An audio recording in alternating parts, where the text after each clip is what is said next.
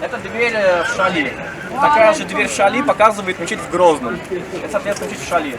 Она дает возможность прямого общения и при открытой, и при закрытой двери, но при открытой, конечно, интереснее. Это подарок городу Грозный на День города 5 октября 2019 года.